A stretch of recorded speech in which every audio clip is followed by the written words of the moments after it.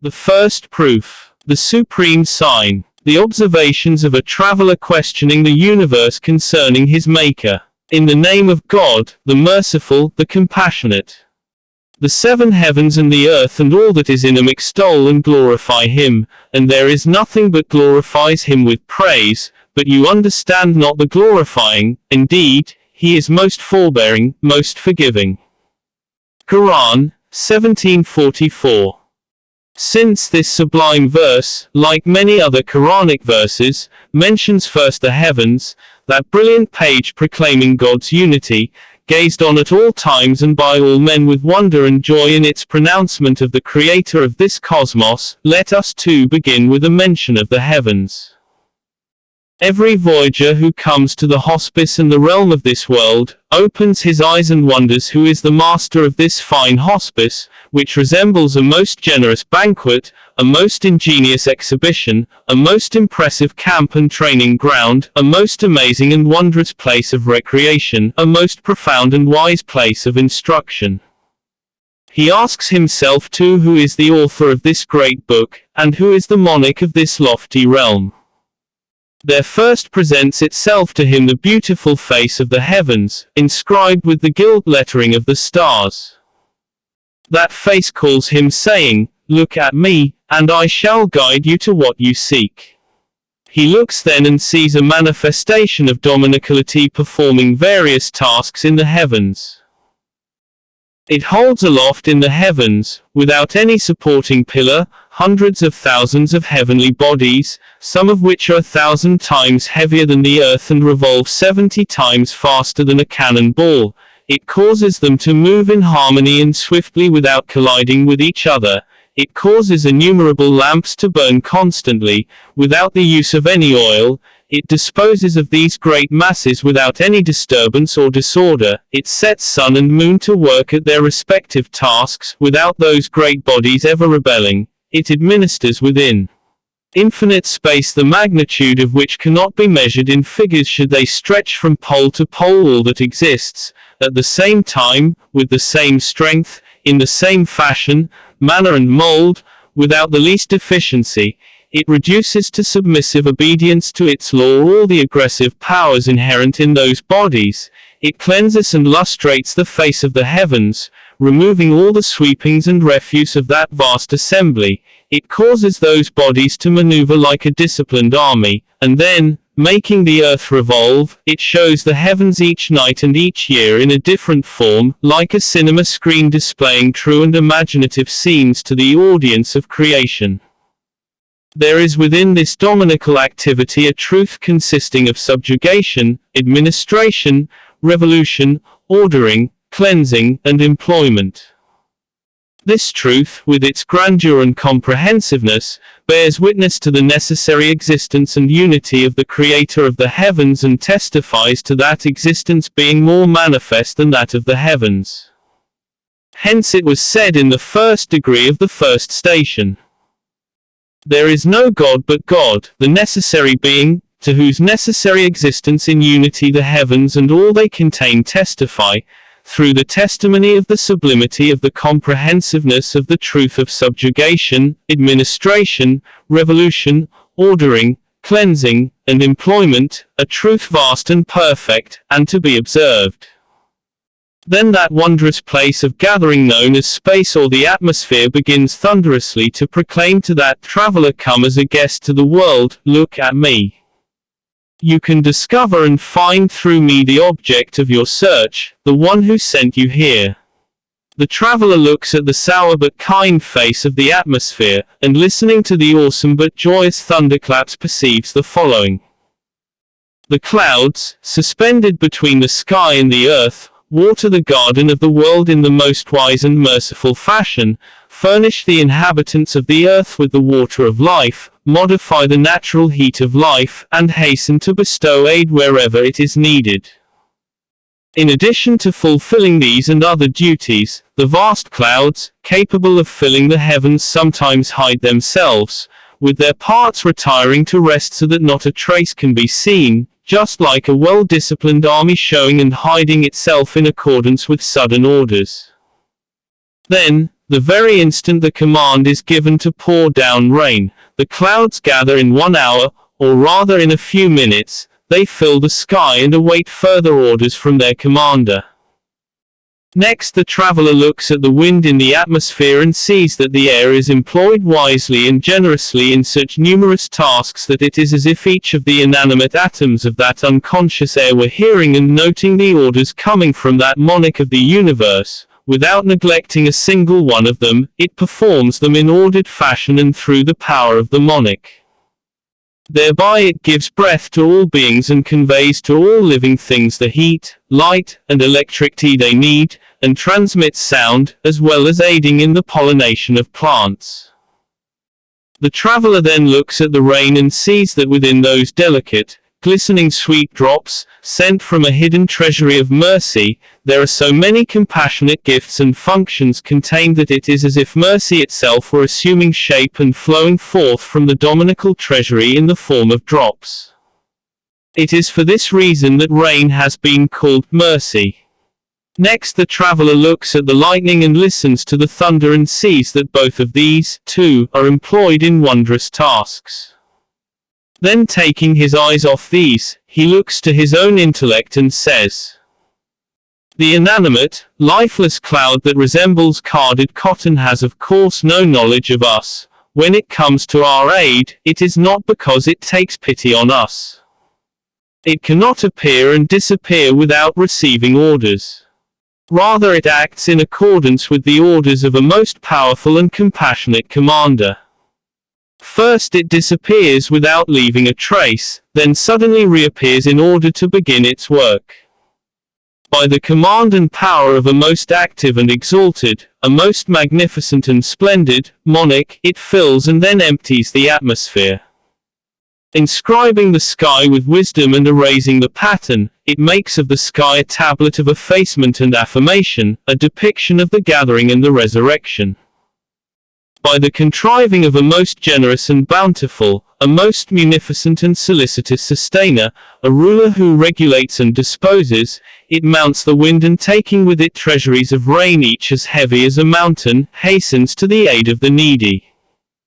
It is as if it were weeping over them in pity, with its tears causing the flowers to smile, tempering the heat of the sun, spraying gardens with water, and washing and cleansing the face of the earth.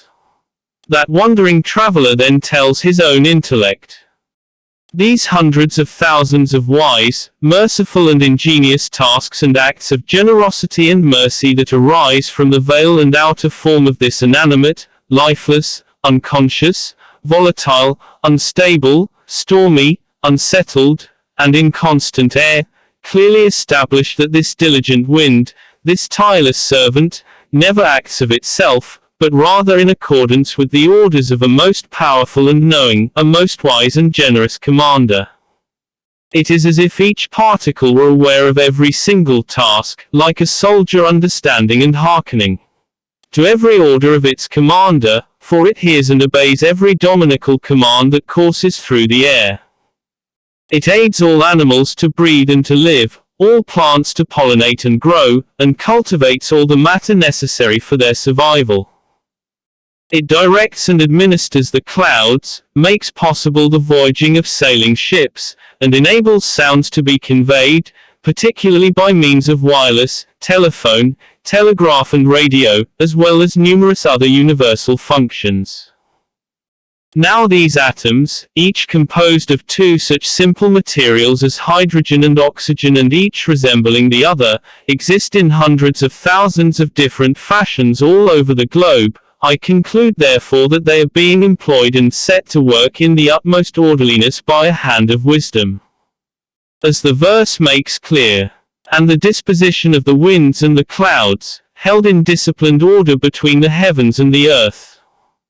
Quran 2:164. The one who through the disposition of the winds employs them in countless dominical functions, who through the ordering of the clouds uses them in infinite tasks of mercy, and who creates the air in this fashion, such a one can only be the possessor of necessary existence, the one empowered over all things and knowledgeable of all things, the sustainer endowed with glory and generosity. This is the conclusion our traveler now draws. Then he looks at the rain and sees that within it are contained benefits as numerous as the raindrops, and dominical manifestations as multiple as the particles of rain, and instances of wisdom as plentiful as its atoms. Those sweet, delicate and blessed drops are moreover created in so beautiful and ordered a fashion, that particularly the rain sent in the summertime, is dispatched and caused to fall with such balance and regularity that not even stormy winds that cause large objects to collide can destroy its equilibrium and order. The drops do not collide with each other or merge in such fashion as to become harmful masses of water.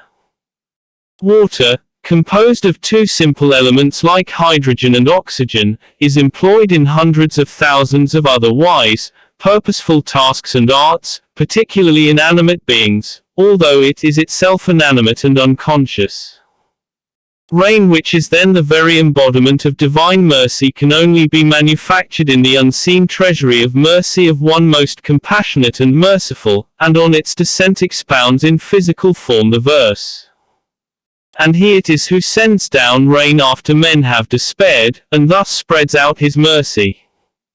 Quran 42:28. The traveler next listens to the thunder and watches the lightning.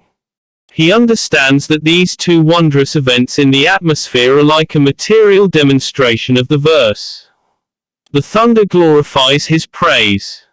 Quran 13:13. The brilliance of his lightning almost robs them of their sight. Quran 24:43. They also announce the coming of rain, and thus give glad tidings to the needy.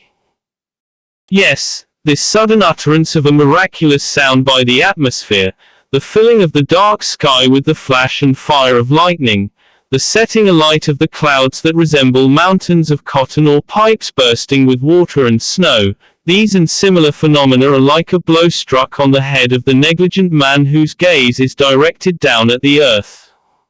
They tell him, "Lift up your head, look at the miraculous deeds of the most active and powerful being who wishes to make himself known."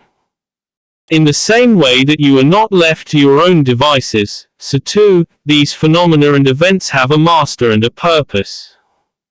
Each of them is caused to fulfill a particular task, and each is employed by a most wise disposer.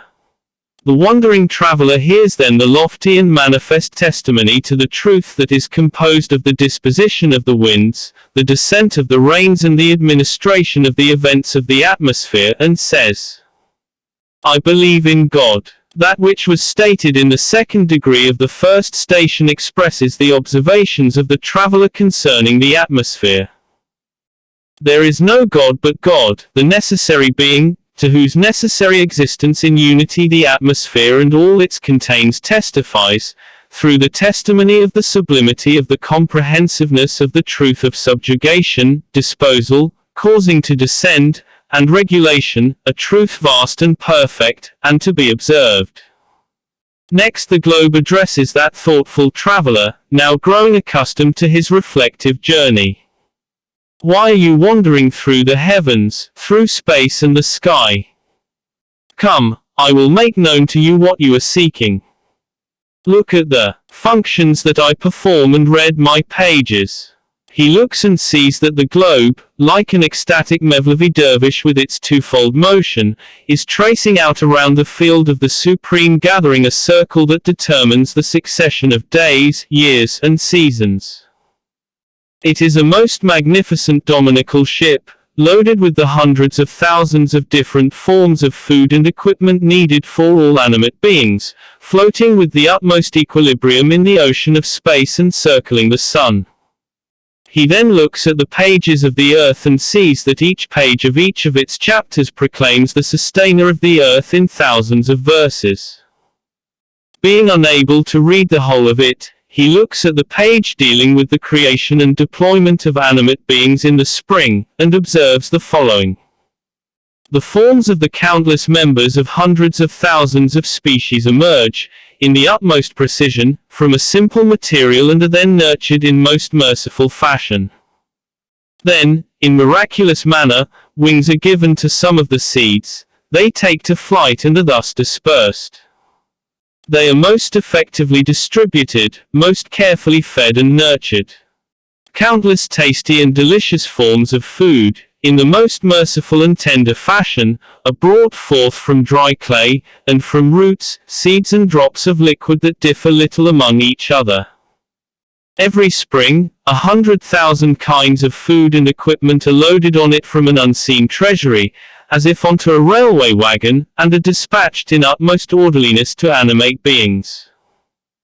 The sending to infants of canned milk in those food packages, and pumps of sugared milk in the form of their mothers' affectionate breasts, is in particular such an instance of solicitousness, mercy and wisdom that it immediately establishes itself as a most tender manifestation of the mercy and generosity of the merciful and compassionate One. In short, this living page of spring displays 100,000 examples and samples of the supreme gathering, and is a tangible demonstration of this verse. So look to the signs of God's mercy. How he gives life to the earth after its death, for verily he it is who gives life to the dead, and he has power over all things. Quran 30:50. Moreover, this verse may be said to express in miraculous fashion the meanings of the page that is spring. The traveler thus understood that the earth proclaims through all its pages, in fashion proportionate to their size, "There is no God but He," a phrase repeated many times in the Quran. In expression of the meaning beheld by the traveler through the brief testimony of one of the 20 aspects of a single page out of the more than 20 pages of the globe, it was said in the third degree of the first station. There is no God but God, the necessary being, to whose necessary existence in unity the earth with all that is in it and upon it testifies, through the testimony of the sublimity of the comprehensiveness of the truth of subjugation, disposition, nurturing, opening, distribution of seeds, protection, administration, the giving of life to all animate beings, compassion and mercy universal and general, a truth vast and perfect, and to be observed. Then that reflective traveler read each page of the cosmos, and as he did so his faith, that key to felicity, strengthened, his gnosis, that key to spiritual progress, increased, his belief in God, the source and foundation of all perfection, developed 1 degree more, his joy and pleasure augmented and aroused his eagerness, and while listening to the perfect and convincing lessons given by the sky, by space and the earth, he cried out for more. Then he heard the rapturous invocation of God made by the tumult of the seas and the great rivers, and listened to their sad yet pleasant sounds. In numerous ways they were saying to him, "Look at us, read also our signs." Looking, our traveler saw the following. The seas, constantly and vitally surging, merging and pouring forth with an inclination to conquest inherent in their very nature, surrounded the earth, and together with the earth, revolved, extremely swiftly, in a circle of 25,000 years in a single year. Yet the seas did not disperse, did not overflow or encroach on the land contiguous to them. They moved and stood still, and were protected by the command and power of a most powerful and magnificent being. Then looking to the depths of the sea, the traveler saw that apart from the most beautiful, well-adorned and symmetrical jewels, there were thousands of different kinds of animal, sustained and ordered, brought to life and caused to die, in so disciplined a fashion, their provision coming from mere sand and salt water, that it established irresistibly the existence of a powerful and glorious, a merciful and beauteous being administering and giving life to them. The traveler then looks at the rivers and sees that the benefits inherent in them, the functions they perform, and the continual replenishment, are inspired by such wisdom and mercy as indisputably to prove that all rivers, springs, streams and great waterways flow forth from the treasury of mercy of the compassionate One, the Lord of glory and generosity. They are preserved and dispensed, indeed, in so extraordinary a fashion that it is said, 4 rivers flow forth from paradise. See Muslim, Jannah 26. The rivers, Sayan, Jayan, Euphrates, and Nile. Tr. That is, they transcend by far apparent causes, and flow forth instead from the treasury of a non-material paradise, from the superabundance of an unseen and inexhaustible source. For example, the blessed Nile, that turns the sandy land of Egypt into a paradise, flows from the mountains of the moon in the south without ever being exhausted, as if it were a small sea. If the water that flowed down the river in 6 months were gathered together in the form of a mountain and then frozen, it would be larger than those mountains. But the place in the mountains where the water is lodged and stored is less than 1/6 of their mass. As for the water that replenishes the river, the rain that enters the reservoir of the river is very sparse in that torrid region and is quickly swallowed up by the thirsty soil, hence it is incapable of maintaining the equilibrium of the river. A tradition has thus grown up that the blessed Nile springs, in miraculous fashion, from an unseen paradise. This tradition has profound meaning and expresses a beautiful truth. The traveler saw, then, 1,000th part of the truths and affirmations contained in the oceans and rivers. The seas proclaim unanimously with a power proportionate to their extent, there is no God but He, and produce as witnesses to their testimony all the creatures that inhabit them. This, our traveler perceived. Expressing and conveying the testimony of the seas and the rivers, we said, in the 4th degree of the first station. There is no God but God, the necessary existent, to the necessity of whose existence in unity point all the seas and the rivers, together with all they contain, by the testimony of the sublimity of the comprehensiveness of the truth of subjugation, preservation, storing up, and administration, vast and well ordered, and to be observed. Then the traveler is summoned, on his meditative journey, by the mountains and the plains. Read 2 pages, they say. Looking he sees that the universal function and duty of mountains is of such grandeur and wisdom as to stupefy the intelligence. The mountains emerge from the earth by the command of their sustainer, thereby palliating the turmoil, anger, and rancor that arise from disturbances within the earth. As the mountains surge upward, the earth begins to breathe. It is delivered from harmful tremors and upheavals, and its tranquility as it pursues its duty of rotation is no longer disturbed. In the same way that masts are planted in ships to protect them from turbulence and preserve their balance, so 2 mountains are set up on the deck of the ship that is the earth, as masts and stores, as is indicated by verses of the Quran of miraculous exposition such as these. And the mountains as pegs. Quran, 78:7. And we have cast down anchors.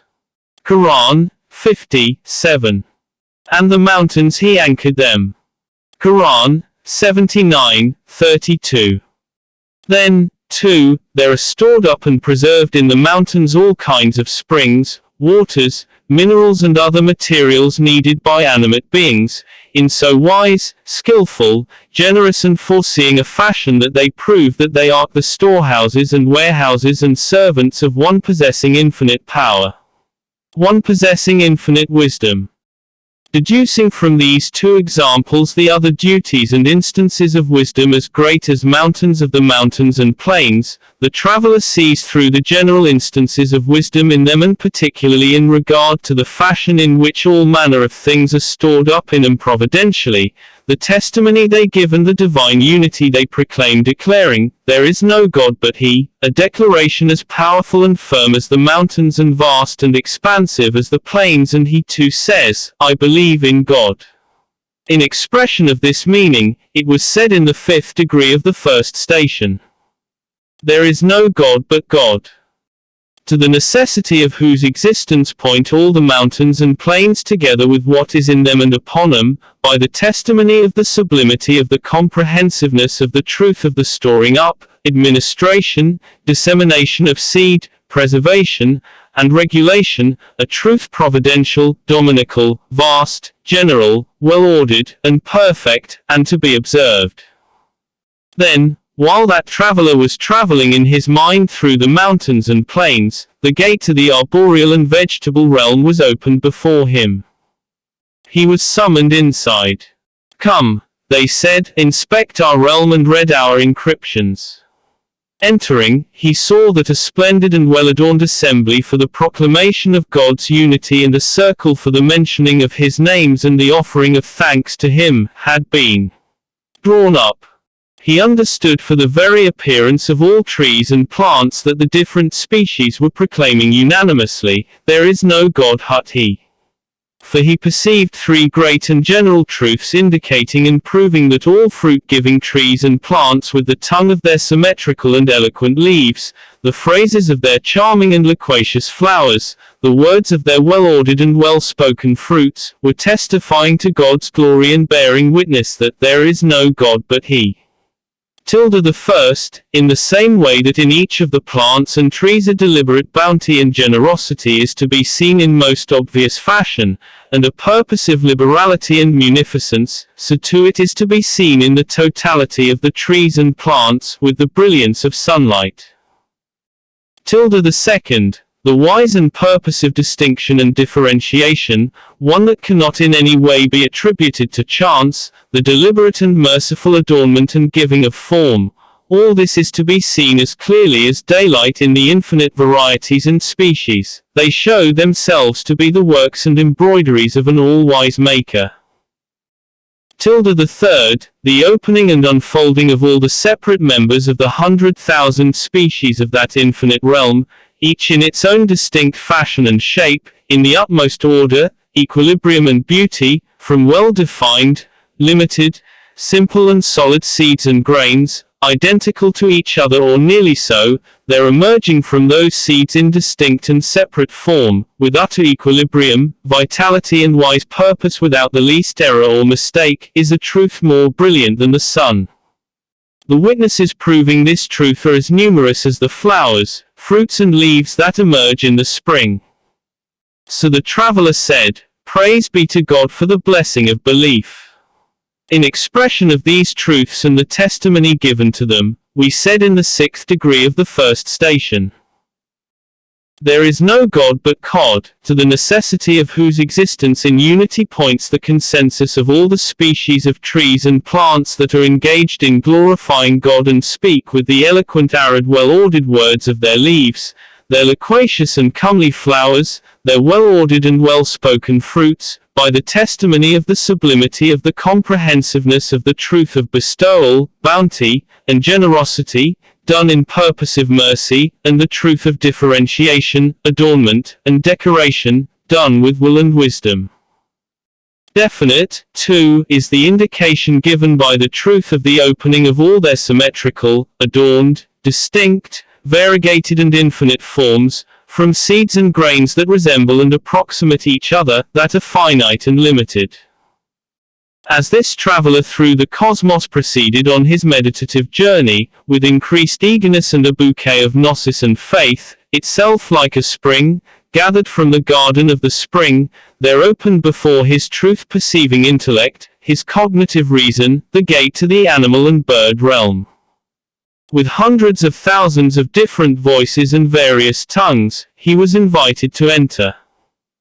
Entering, he saw that all the animals and birds, in the different species, groups and nations, were proclaiming, silently and aloud, "There is no God but He," and had thus turned the face of the earth into a vast place of invocation, an expansive assembly for the proclamation of God's glory.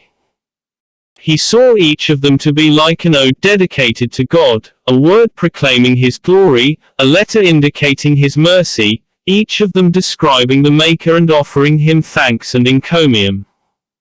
It was as if the senses, powers, members and instruments of those animals and birds were orderly and balanced words, or perfect and disciplined expressions.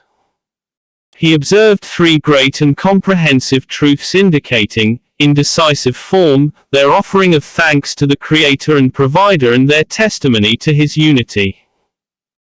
The first, their being brought into existence with wisdom and purpose and their creation full of art in a fashion that in no way can be attributed to chance, to blind force or inanimate nature, their being created and composed in purposive and knowledgeable manner, their animation and being given life in a way that displays in 20 aspects the manifestation of knowledge, wisdom, and will. All of this is a truth that bears witness to the necessary existence of the eternally living and self-subsistent. His 7 attributes and unity are witness repeated to the number of all animate beings.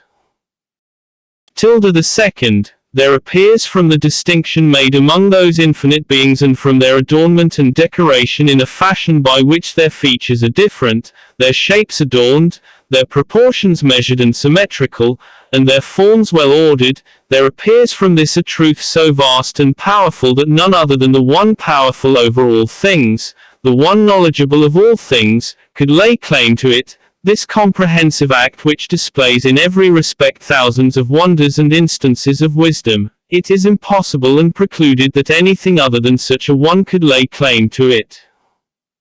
The third, the emergence and unfolding of those countless creatures, in their hundreds of thousands of different shapes and forms, each of which is a miracle of wisdom, their emergence from eggs and drops of water called sperm that are identical with each other or closely resemble each other, and are limited and finite in number, all this in the most orderly, symmetrical and unfailing fashion, is so brilliant a truth as to be illumined with proofs and evidences as numerous as the animals themselves. By the consensus of these 3 truths, all the species of animals are engaged together in testifying that there is no God but He. It is as if the whole earth, like a great man, was saying, there is no God but He, in a manner befitting its vastness, and conveying its testimony to the dwellers of the heaven. The traveler saw this and understood it perfectly. In expression of these truths, we said in the 7th degree of the first station, there is no God but God, to whose necessary existence in unity points the consensus of all animals and birds, that praise God and bear witness to Him with the words of their senses, their faculties and powers, words well balanced, ordered and eloquent, with the words of their limbs and members, words perfect and persuasive, by the testimony of the sublimity of the comprehensiveness of the truth of bringing into being, making, and creating, according to all, the truth of distinction and decoration according to purpose, and the truth of proportioning and forming according to wisdom. Definite too is the indication given by the truth of the opening of all of their orderly, distinct, variegated and infinite forms, out of identical or similar eggs and drops of sperm, that are finite and limited. That meditative voyager, in order to advance farther in the infinite degrees and countless luminous stages of knowledge of God, then wished to enter the world of men, the realm of humanity. Humanity, headed by the prophets, invited him, and he accepted the invitation. Looking first at the stopping place of the past, he saw that all of the prophets' peace and blessings be upon him, the most luminous and perfect of humankind, were reciting in chorus, no God but He, and making remembrance of God. With the power of their brilliant, well-attested and innumerable miracles, they were proclaiming God's unity, and in order to advance man from the animal state to angelic degree, they were instructing men and summoning them to belief in God. Kneeling down in that school of light, he too paid heed to the lesson.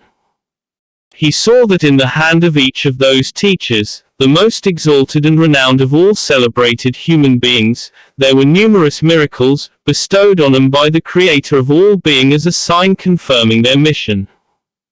Further, a large group of men, a whole community, had confirmed the claims and come to belief at their hands, a truth assented to and confirmed by these hundreds of thousands of serious and veracious individuals. Unanimously and in full agreement, was bound to be firm and definitive. He understood, too, that the people of misguidance, in denying a truth attested and affirmed by so many veracious witnesses, were committing a most grievous error, indeed crime, and were therefore deserving of a most grievous punishment. He recognized, by contrast, those who assented to the truth and believed in it, as being the most true and righteous, and a further degree of the sanctity of belief became apparent to him. Yes, the infinite miracles bestowed by God on the prophets, peace be upon them, each one being like a confirmation of their mission, the heavenly blows dealt to their opponents, each being like a proof of their truthfulness, their individual perfections, each one being like an indication of their righteousness, their veracious teachings, the strength of their faith, a witness to their honesty, their supreme seriousness and readiness to self-sacrifice, the sacred books and pages held by their hands, the countless pupils who through following their paths attain truth, perfection and light, thus proving again the truthfulness of the teachings, the unanimous agreement of the prophets, those most earnest warners and their followers in all positive matters, their concord, mutual support and affinity, all of this constitutes a powerful proof that no power on earth can confront it, and no doubt or hesitation can survive it.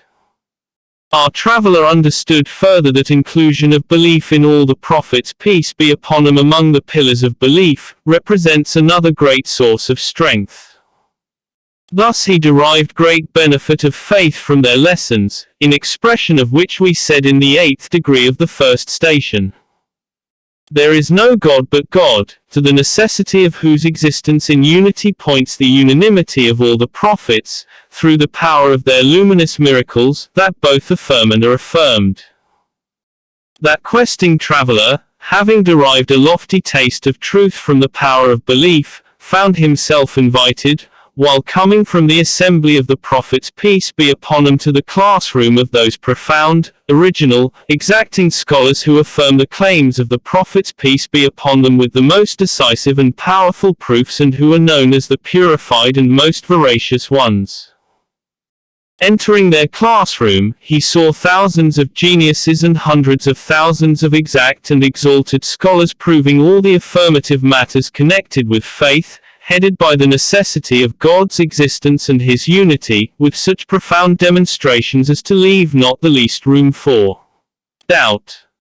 Indeed, the fact that they are agreed in the principles and pillars of belief, despite the differences in capacity and outlook, and that each of them relies on a firm and certitudinous proof, is in itself such evidence that it can be doubted only if it is possible for a similar number of intelligent and perspicuous men to arrive at a single result. Otherwise, the only way for the denier to oppose them is to display his ignorance, his utter ignorance, and his obstinacy with respect to negative matters that admit neither of denial nor affirmation.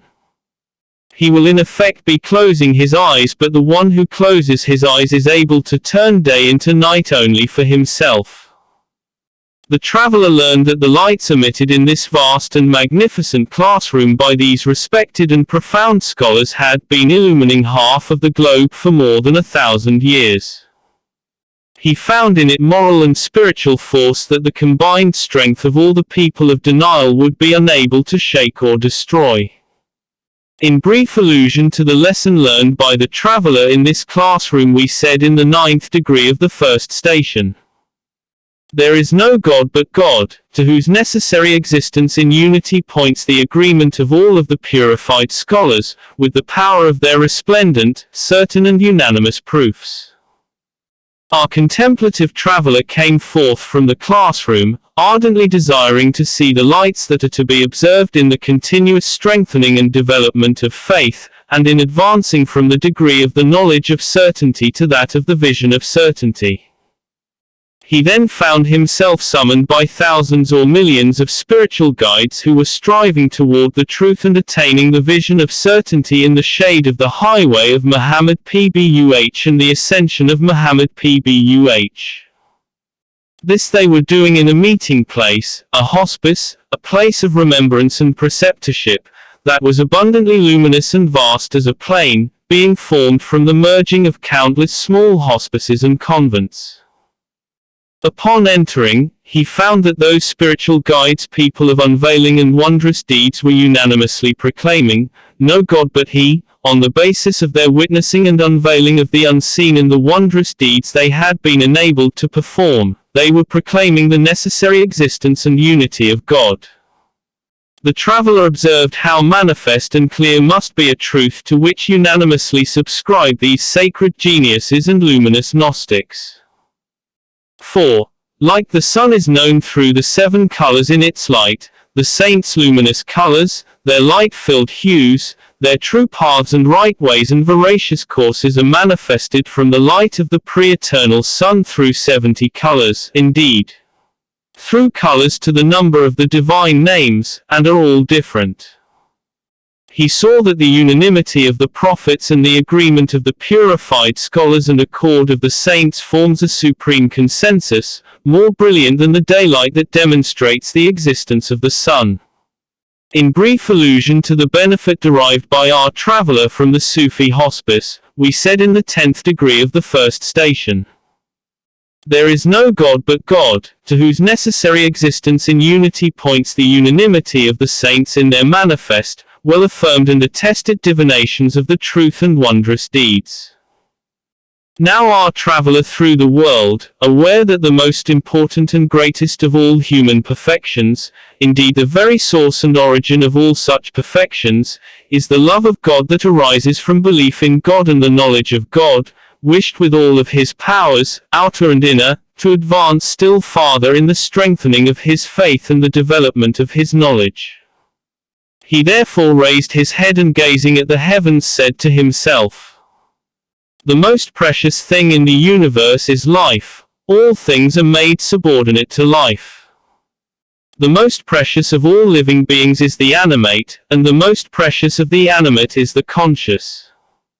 Each century and each year, the globe is engaged in emptying and refilling itself, in order to augment this most precious substance.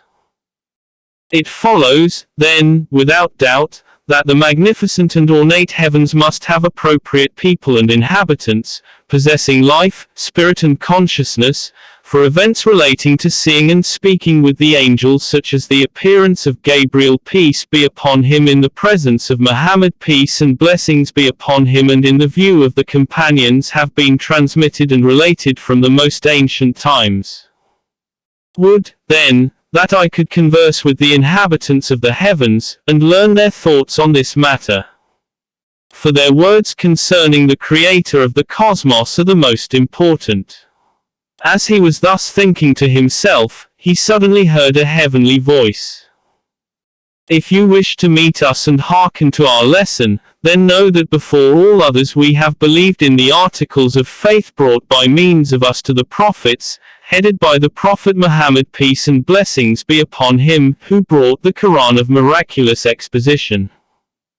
Then too all of the pure spirits from among us that have appeared before men have, unanimously and without exception, borne witness to the necessary existence, the unity, and the sacred attributes of the Creator of this cosmos, and proclaimed this with one accord. The affinity and mutual correspondence of these countless proclamations is a guide for you as bright as the sun. Thus the traveler's light of faith shone, and rose from the earth to the heavens. In brief allusion to the lesson learned by the traveler from the angels, we said in the 11th degree of the first station, there is no God but God, to whose necessary existence in unity points the unanimity of the angels that appear to human gaze, and who speak to the elect among men, with their mutually corresponding and conforming messages. Then, that ardent and inquisitive traveler, having learned from the tongues of various realms of creation in the manifest realm in their material and corporeal aspects, and from the utterance of their modes of being, desired to study and journey through the world of the unseen and the intermediate realm, and thus to investigate reality. There opened to him the gate of upright and luminous intellects, of sound and illumined hearts, that are like the seed of man, who is the fruit of the universe, and despite their slight girth can expand virtually to embrace the whole of the cosmos. He looked and saw a series of human isthmuses linking the realm of the unseen with that of the manifest, and the contacts between those two realms and the interchanges between them insofar as they affect man, taking place at those points. Addressing his intellect and his heart he said, "Come, the path leading to truth from these counterparts of yours is shorter. We should benefit by studying their qualities, natures and colors concerning faith that we find here, not by listening to the lessons given by the tongues of disposition as was previously the case. Beginning his study, he saw that the belief and firm conviction concerning the divine unity that all luminous intellects possessed, despite their varying capacities and differing, even opposing, methods and outlooks, was the same, and that their steadfast and confident certainty and assurance was one. They had, therefore, to be relying on a single, unchanging truth. Their roots were sunk in a profound truth and could not be plucked out. The unanimity concerning faith, the necessary existence and unity of God, was an unbreakable and luminous chain, a brightly lit window opening onto the world of the truth. He saw also that the unanimous, assured and sublime unveilings and witnessings of the pillars of belief enjoyed by all those sound and luminous intellects, whose methods were various and outlooks divergent, corresponded to and agreed with each other on the matter of the divine unity. All those luminous hearts, turned and joined to the truth and manifesting it, each a small throne of dominical knowledge, a comprehensive mirror of God's eternal besotedness, were like so many windows opened onto the sun of the truth. Taken together, they were like a supreme mirror, like an ocean reflecting the sun. Their agreement and unanimity concerning the necessary existence and unity of God was an unfailing and reliable, most perfect guide, most elevated preceptor. For it is in no way possible or conceivable that a supposition other than the truth, an untrue thought, a false attribute, should so consistently and decisively be able to deceive simultaneously so many sharp eyes, or to induce illusion in them. Not even the foolish sophists, who deny the cosmos, would agree with the corrupt and dissipated intellect that held such a thing possible. All of this our traveler understood, and he said, together with his own intellect and heart, I have believed in God. In brief allusion to the benefit derived from upright intellects and luminous hearts by our traveler, for knowledge of belief, we said in the 12th and 13th degrees of the first station. There is no God but God, to whose necessary existence in unity points the consensus of all upright intellects, illumined with congruent beliefs and corresponding convictions and certainties, despite differences in capacity and outlook.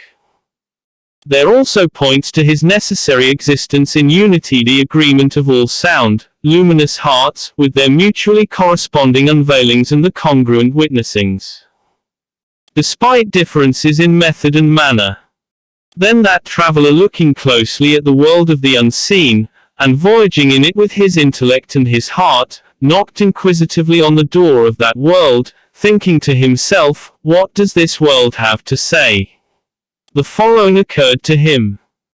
It is to be clearly understood that behind the veil of the unseen is one who wants to make himself known through all these numerous finely adorned artifacts full of art in this corporeal manifest world, and to make himself loved through these infinite sweet and decorated bounties, and to make known his hidden perfections through these innumerable miraculous and skillful works of art, and who does this by act rather than speech, and by making himself known by the tongue of disposition. Since this is so, of a certainty he will speak and make himself known and loved through speech and utterance, just as he does through deed and state. In which case, from his manifestations we must know him in respect to the world of the unseen. Whereupon he entered that world with his heart and saw the following with the eye of his intellect.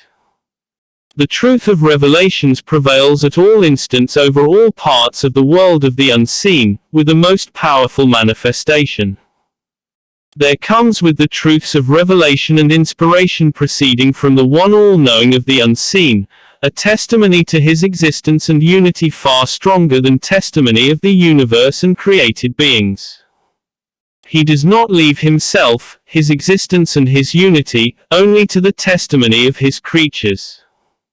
Rather, he speaks with a pre-eternal speech consonant with his own being. The speech of the one who is all-present and all-seeing everywhere with his knowledge and power is also endless, and just as the meaning of his speech makes him known, so does his discourse make himself known together with his attributes. The traveler recognized that the truth, reality, and existence of revelation has been made plain to the point of being self-evident by the consensus of 100,000 prophets, peace be upon them, by the agreement among their proclamations concerning the manifestation of divine revelation, by the evidences and miracles contained in the sacred books and heavenly pages, which are the guides and exemplars of the overwhelming majority of humanity, confirmed and assented to by them, and are the visible fruits of revelation. He understood further that the truth of revelation proclaims 5 sacred truths. The first, to speak in accordance with men's intellects and understandings, known as divine condescension to the minds of men, is a form of divine descent. It is a requirement of God's dominicality that he endows all of his conscious creatures with speech, understands their speech, and then participates in it with his own speech. The second, the one who, in order to make himself known, fills the cosmos with his miraculous creations and endows them with tongues speaking of his perfections, will necessarily make himself known with his own words also. The third, it is a function of his being creator to respond in words to the supplications and offerings of thanks that are made by the most select, the most needy, the most delicate and the most ardent among his beings, true men.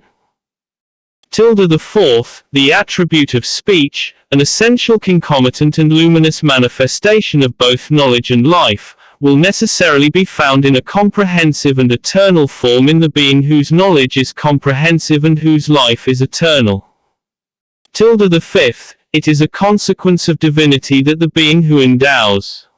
men with impotence and desire, poverty and need, anxiety for the future, love and worship, should communicate his own existence, by way of his speech, to his most loved and lovable, his most anxious and needy creatures, who are most desirous of finding their Lord and Master.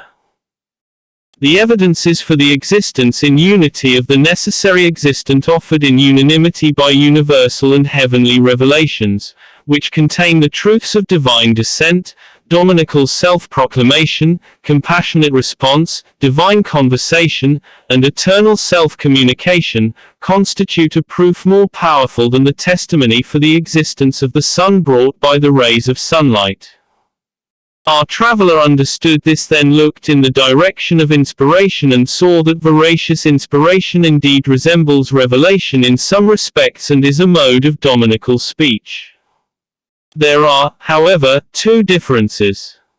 The first, revelation, which is much higher than inspiration, generally comes by the medium of the angels, whereas inspiration generally comes directly. A king has 2 modes of speech and command. The first consists of his sending to a governor a lieutenant equipped with all the pomp of monarchy and the splendor of sovereignty. Sometimes, in order to demonstrate the splendor of his sovereignty and the importance of his command, he may meet with the intermediary, and then the decree will be issued. The second consists of his speaking privately in his own person, not with the title of monarch or in the name of kingship, concerning some private matter, some petty affair, using for this purpose a trusted servant, some ordinary subject, or his private telephone. In the same way the pre-eternal monarch may either, in the name of the sustainer of all the worlds, and with the title of creator of the universe, speak with revelation or the comprehensive inspiration that performs the function of revelation, or he may speak in a different and private fashion, as the sustainer and creator of all animate beings, from behind the veil, in a way suited to the recipient. The second difference, revelation is without shadow, pure, and reserved for the elect. Inspiration, by contrast, has shadow, colors intermingle with it, and it is general. There are numerous different kinds of inspiration, such as the inspiration of angels, the inspiration of men, and the inspiration of animals. Inspiration thus forms a field for the multiplication of God's words, that are as numerous as the drops in the ocean. Our traveller understood that this matter is, indeed, a kind of commentary on the verse. Were the sea to become ink for the words of my sustainer, verily the sea would be exhausted before the words of my sustainer. Quran 18:109. Then he looked at the nature, the wisdom, and the testimony of inspiration and saw that its nature, wisdom and result were composed of 4 lights. The first, it is the result of God's lovingness and mercifulness that he makes himself loved through word, presence and discourse, in the same way that he makes himself loved to his creatures through his deeds. The second, it is a requirement of his compassionateness that just as he answers his servants' prayers in deed, he should also answer them in word, from behind veils. The third, it is a concomitant of dominicality that just as he responds indeed to the cries for help, supplications, and pleadings of those of his creatures who are afflicted with grievous misfortunes and hardships, so too he should hasten to their help with words of inspiration, which are like a form of speech. The fourth, God makes his existence, presence and protection perceptible indeed to his most weak and indigent, his most poor and needy, conscious creatures, that stand in great need of finding their master, protector, guardian, and disposer. It is a necessary and essential consequence of his divine solicitousness and his dominical compassion that he should also communicate his presence and existence by speech, from behind the veil of veracious inspiration, a mode of dominical discourse to individuals, in a manner peculiar to them and their capacities, through the telephone of their hearts. He then looked to the testimony of inspiration and saw that if the sun, for example, had consciousness and life, and if the 7 colors of sunlight were the 7 attributes, in that respect it would have a form of speech through the rays and manifestations found in its light. And in this situation both its similitudes and reflections would be present in all transparent objects, and it would speak with all mirrors and shining objects and fragments of glass and bubbles and droplets of water, indeed with all transparent particles, in accordance with the capacity of each. It would respond to the needs of each, and all these would testify to the sun's existence, and no task would form an obstacle to any other task, and no speaking obstruct any other speaking. This is self-evident. In the same way, the speech of the glorious monarch of pre-eternity and post-eternity, the beauteous and exalted creator of all beings, who may be described as the pre-eternal Sun, manifests itself to all things, in general and comprehensive fashion, in a manner appropriate to their capacity, as do also his knowledge and power. No request interferes with another, no task prevents the fulfillment of another, and no address becomes confused with another. All of this our traveller understood as self-evident. He knew that all of those manifestations, those discourses, those inspirations, separately and together, evidenced and bore witness unanimously to the presence, the necessary existence, the unity and the oneness of that pre-eternal Sun with a knowledge of certainty that approached a vision of certainty. In brief allusion to the lesson in knowledge of God from the world of the unseen gained by our inquisitive traveller, we said in the 14th and 15th degrees of the first station, there is no God but God, the necessary existent, the one, the single, to whose necessary existence in unity points the consensus of all true revelations, containing divine descent, glorious discourse, dominical self-revelation, compassionate response to the invocations of men, and eternal indications of his existence to his creatures. There points also to his necessary existence in unity the agreement of all veracious inspirations, containing expressions of God's love, compassionate responses to the prayers of God's creatures, dominical responses to the appeals of his servants for aid, and glorious intimations of his existence to his creatures. Then that traveller through the world addressed his own intellect saying, Since I am seeking my master and creator by means of the creatures of the cosmos, I ought before all else to visit the most celebrated of all these creatures, the greatest and most accomplished commander among them, according to the testimony even of his enemies, the most renowned ruler, the most exalted in speech and the most brilliant in intellect, who has illuminated 14 centuries with his excellence and with his Quran, Muhammad the Arabian prophet, may God's peace and blessings be upon him. In order thus to visit him and seek from him the answer to his quest, he entered the blessed age of the prophet in his mind, and saw that age to be one of true felicity, thanks to that being. For through the light he had brought, he had turned the most primitive and illiterate of peoples into the masters and teachers of the world. He said too to his own intellect, before asking him concerning our Creator, we should first learn that value of this extraordinary being, the veracity of his words and the truthfulness of his warnings. Thus he began investigating, and of the numerous conclusive proofs that he found we will briefly indicate here only 9 of the most general ones. The first, all excellent qualities and characteristics were to be found in that extraordinary being, according to the testimony even of his enemies. Hundreds of miracles were made manifest at his hands, according to explicit Quranic verses or traditions enjoying the status of tawatur. 13. Tawatur is the kind of report transmitted by numerous authorities, about which there is no room for doubt. Tr. Examples of these miracles are his splitting of the moon, and the moon split. 14. Quran 54:1. With a single indication of his finger, his casting of a handful of dust into the eyes of his enemies, causing them to flee, it was not your act when you threw, but God's. Quran 8:17, and his giving his thirsting army to drink from the water that flowed forth from his 5 fingers like the spring of Kauthar. Since some of those miracles, numbering more than 300, have been set forth with decisive proofs in the remarkable and wondrous work known as the Miracles of Muhammad's 19th letter, we leave discussion of the miracles to that work, and permit the traveler to continue speaking.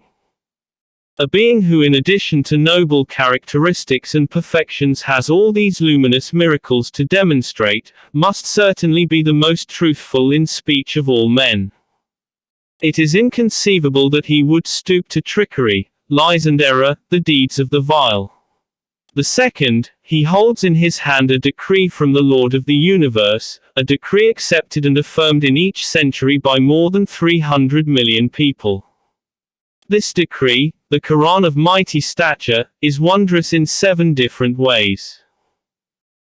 The fact that the Quran has 40 different aspects of miraculousness and that it is the word of the Creator of all beings has been set forth in detail with strong proofs in the 25th word, the miraculousness of the Quran, a celebrated treatise that is like the sun of the Risale-i Nur. We therefore leave such matters to that work and listen to the traveler as he says, there can never be any possibility of lying on the part of the being who is the conveyor and proclaimer of this decree, for that would be a violation of the decree and treachery toward the one who issued it. The third, such a sacred law, an Islam, a code of worship, a cause, a summons, and a faith did that being bring forth that the like of them does not exist, nor could it exist. Nor does a more perfect form of them exist. Nor could it exist. For the law appearing with that unlettered being has no rival in its administration of 1/5 of humanity for 14 centuries, in a just and precise manner through its numerous injunctions. Moreover, the Islam that emerged from the deeds, sayings, and inward states of that unlettered being has no peer, nor can it have, for in each century it has been for 300 million men a guide and a refuge, the teacher and educator of their intellects and the illuminator and purifier of their hearts, the cause for the refinement and training of their souls, and the source of progress and advancement of their spirits. The Prophet is similarly unparalleled in the way in which he was the foremost in practicing all the forms of worship found in his religion, and the first in piety and the fear of God, in his observing the duties of worship fully and with attention to their profoundest dimensions, even while engaged in constant struggle and activity, in his practice of worship combining in perfect fashion the beginning and end of worship and servitude to God without imitation of anyone. With the Jawshan al-Kabir, from among his thousands of supplicatory prayers and invocations, he describes his sustainer with such a degree of gnosis that all the Gnostics and saints who have come after him have been unable, with the joint efforts, to attain a similar degree of gnosis and accurate description. This shows that in prayer too he is without peer. Whoever looks at the section at the beginning of the treatise on supplicatory prayer which sets forth some part of the meaning of one of the 99 sections of the Jawshan al-Kabir will say that the Jawshantu has no peer. In his conveying of the message and his summoning men to the truth, he displayed such steadfastness, firmness and courage that although great states and religions, and even his own people, tribe and uncle opposed him in the most hostile fashion, he exhibited not the slightest trace of hesitation, anxiety or fear. The fact that he successfully challenged the whole world and made Islam the master of the world likewise proves that there is not and cannot be anyone like him in his conveying of the message and summons.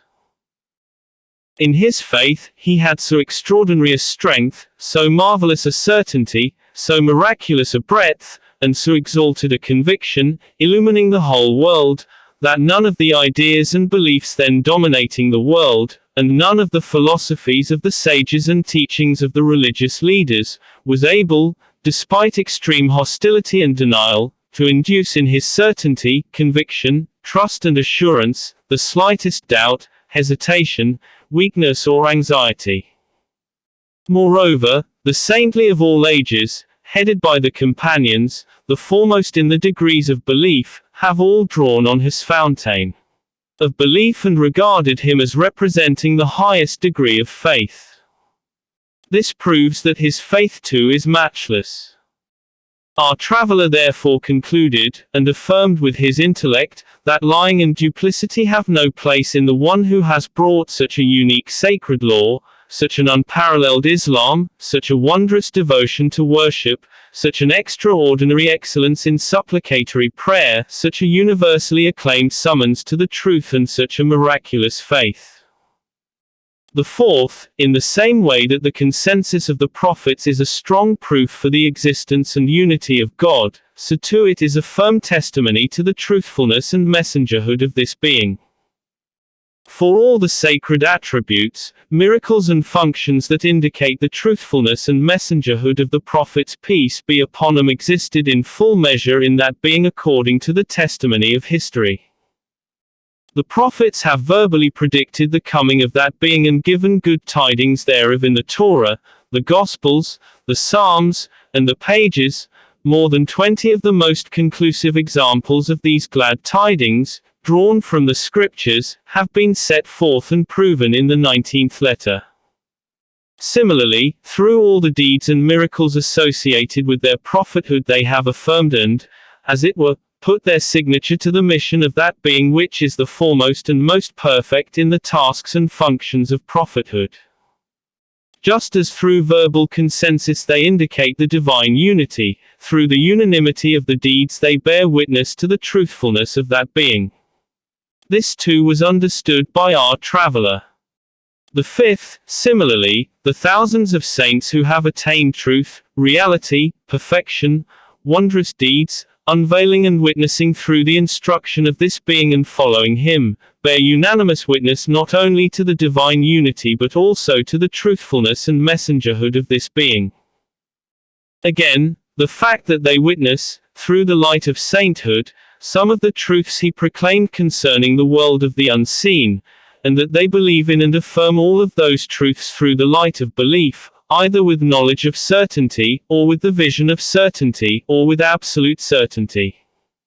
He saw that this too demonstrates like the sun the degree of truthfulness and rectitude of that great being, their master. The sixth, the millions of purified, sincere, and punctilious scholars and faithful sages, who have reached the highest station of learning through the teaching and instruction contained in the sacred truths brought by that being. Despite his unlettered nature, the exalted sciences he invented and divine knowledge he discovered, they not only prove and affirm, unanimously and with the strongest proofs, the divine unity which is the foundation of his mission, but also bear unanimous witness to the truthfulness of this supreme teacher and great master, and to the veracity of his words. This is a proof as clear as daylight. The Risale-i Nur with its 100 parts is but a single proof of his truthfulness. The seventh, the family and companions of the Prophet, who with their insight, knowledge, and spiritual accomplishment are the most renowned, the most respected, the most celebrated, the most pious and the most keen-sighted of men after the prophets examined and scrutinized, with the utmost attention, seriousness and exactitude, all the states, thoughts and conditions of this being, whether hidden or open. They came to the unanimous conclusion that he was the most truthful, exalted, and honest being in the world, and this, their unshakable affirmation and firm belief, is a proof like the daylight attesting the reality of the sun. The eighth, the cosmos indicates its maker, inscriber, and designer, who creates, administers, and arranges it, and through determining its measure and form and regulating it, has disposal over it as though it was a palace, a book, an exhibition, a spectacle.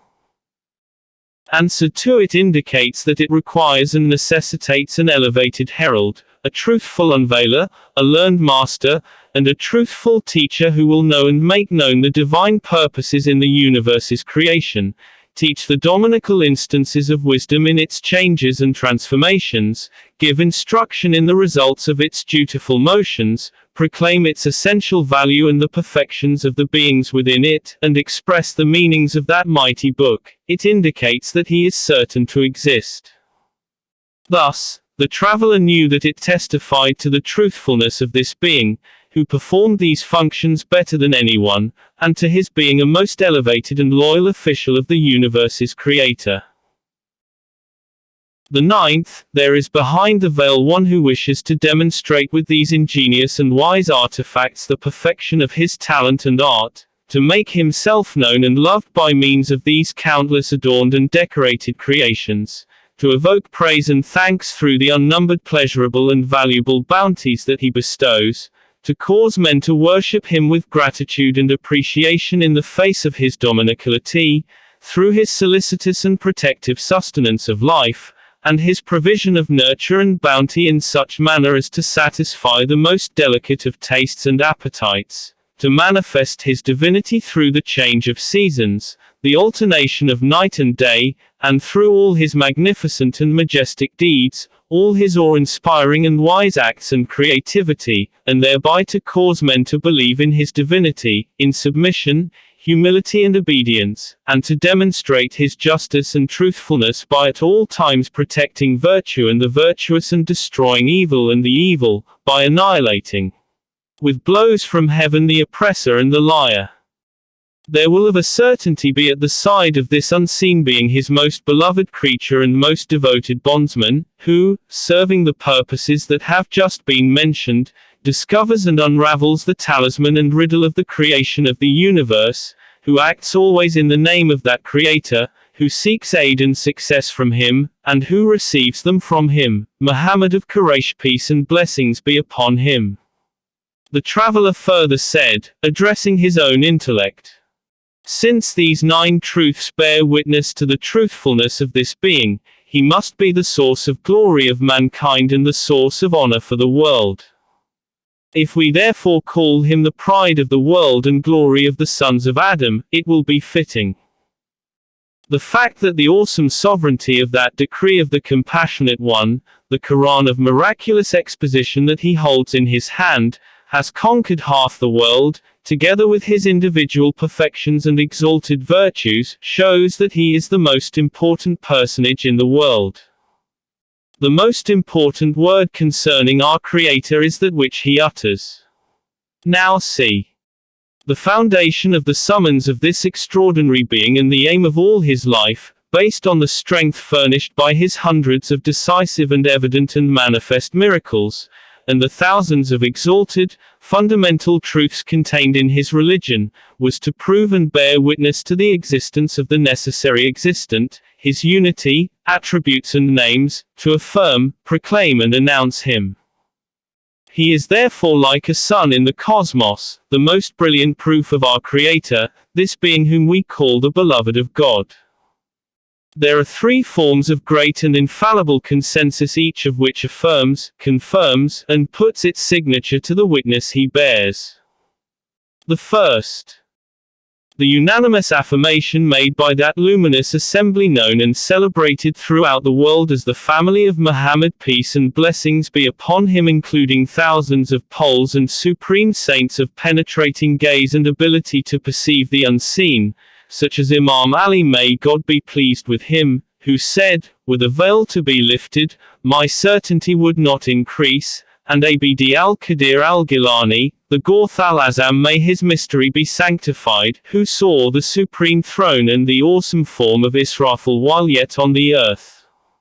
The second, the confirmation made with a strong faith that permitted men to sacrifice their lives and their property, their fathers and tribes, by the renowned assembly known as the Companions, who found themselves among a primitive people and in an unlettered environment, devoid of all social life and political thought, without any scripture and lost in the darkness of a period between prophets, and who in a very brief time came to be the masters, guides, and just rulers of the most civilized and politically and socially advanced peoples and states, and to rule the world from east to west in universally approved fashion. The third,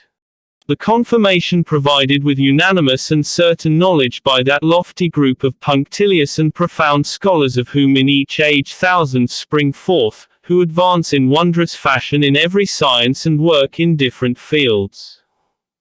Thus, the testimony brought by this being to the divine unity is not particular and individual, but general and universal and unshakable. If all the demons that exist were to unite, they could not challenge it. Such was the conclusion reached by the traveler. In reference to the lesson learned in the school of light by that traveler from the world, that wayfarer in life, when he visited in his mind the blessed age of the Prophet, we said at the end of the 16th degree of the first station, there is no God but God, the necessary existent, the one, the unique, the necessity of whose existence in unity is indicated by the pride of the world and the glory of the sons of Adam, through the majesty of the sovereignty of his Quran, the splendor of the expanse of his religion, the multiplicity of his perfections, and the exaltedness of his characteristics, as confirmed even by the testimony of his enemies. He bears witness and brings proof through the strength of his hundreds of manifest and evident miracles, that both testify to truth and are themselves the object of true testimony, and through the strength of the thousands of luminous and conclusive truths contained in his religion, according to the consensus of all the possessors of light, the agreement of his illumined companions, and the unanimity of the scholars of his community, the possessors of proofs and luminous insight. The tireless and insatiable traveler, who knew the aim of life in this world and the essence of life to be faith, addressed his own heart and said,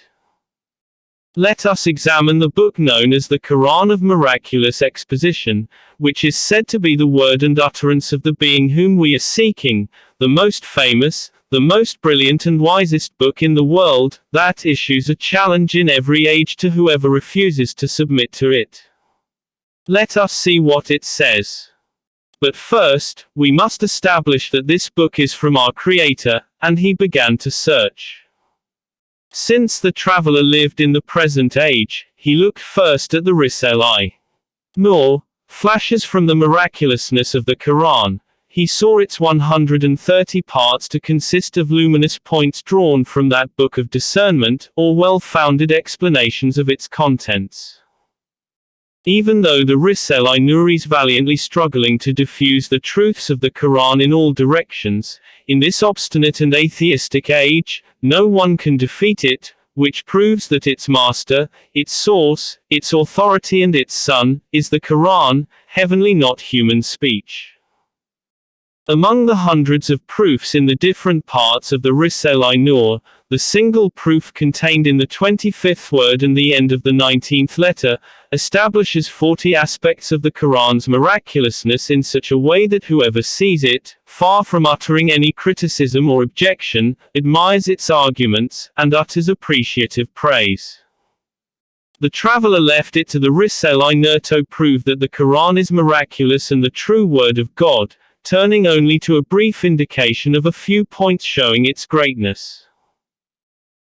First point, just as the Quran, with all its miracles and truths indicating its veracity is a miracle of Muhammad, peace and blessings be upon him, so too, Muhammad PBUH with all his miracles, proofs of prophethood and perfections of knowledge, is a miracle of the Quran and a decisive proof of the Quran's being the word of God. Second point, the Quran, in this world, brought about in so luminous, felicitous and truthful a fashion, a revolution in the social life of man, as well as in the souls, hearts, spirits, and intellects of men, in their individual, social, and political lives, and having caused this revolution perpetuated it in such a fashion, that for 14 centuries at every moment its 6,666 verses have been read by the tongues of more than 100 million men, training them, refining their souls and purifying their hearts.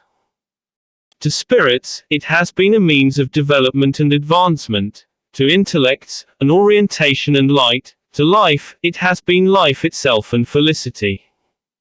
Such a book is of a certainty unparalleled. It is a wonder, a marvel, and a miracle.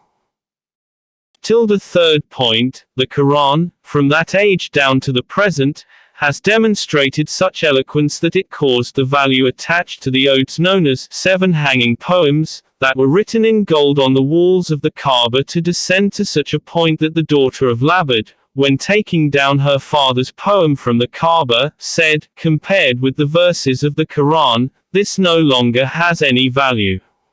A Bedouin poet heard this verse being recited. Therefore expound openly what you are commanded. Quran, 15:94.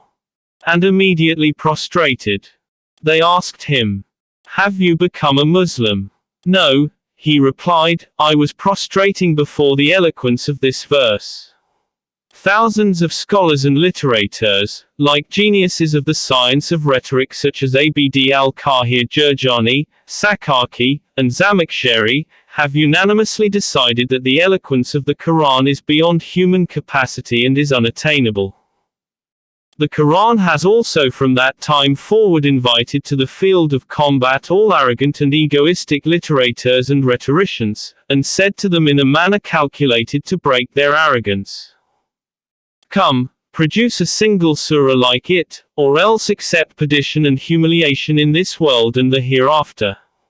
Despite this challenge, the obstinate rhetoricians of that age abandoned the short path of producing a single surah like the Quran, and instead chose the long path of casting their persons and property into danger. This proves that the short path cannot be taken. Millions of Arabic books are in circulation, some written by friends of the Quran in order to resemble and imitate it, others written by its enemies in order to confront and criticize it. Not one of them has been able to attain the level of the Quran. Should a common man even listen to them, he is sure to say, the Quran does not resemble these other books, nor is it in the same class as they. It must be either below them or above them. No one, no unbeliever or fool in the world can say that it is below them. Hence its degree of eloquence is above all of them. Once a man read the verse, all that is in the heavens and the earth extols and glorifies God. Quran, 57:1. He said, I cannot see any miraculous eloquence in this verse. He was told, go back to that age like the traveler, and listen to the verses recited there.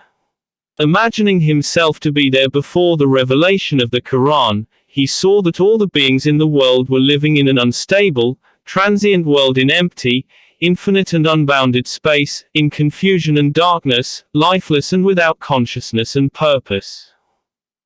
Suddenly he heard this verse proclaimed by the tongue of the Quran, and the verse removed a veil from in front of the universe and illumined the face of the globe. This pre-eternal speech, this eternal decree, gave instruction to all conscious beings, drawn up in the ranks of succeeding centuries, in such fashion that the cosmos became like a vast mosque. All of creation, headed by the heavens and the earth, was engaged in vital remembrance of God, and proclamation of His glory, was joyously and contentedly fulfilling its function. All of this our traveler observed. Thus, tasting the degree of the eloquence of the Quran, and comparing the other verses to it by analogy, he understood one of the many thousands of wise reasons for the conquest of half the globe and a fifth of humanity by the eloquent murmuring of the Quran, for the uninterrupted continuance of its respected and magnificent monarchy for 14 centuries. Fourth point, the Quran has demonstrated such a voracious sweetness that whereas the repetition of even the sweetest thing induces disgust, it has from earliest times been accepted by everyone and even become proverbial that repeated recitation of the Quran, far from inducing disgust and weariness in men of sound heart and pure taste, on the contrary increases its sweetness. The Quran demonstrates, moreover, such a freshness, youth and originality, that even though it has lived for 14 centuries and passed through many hands, it retains its freshness as if it had only just been revealed. Every century sees the Quran enjoying a new youth, as if it were addressing that century in particular. Similarly, scholars of every branch of learning, even though they keep the Quran constantly at their side in order to benefit from it, and perpetually follow its method of exposition, see that the Quran maintains the originality of its style and manner of explanation.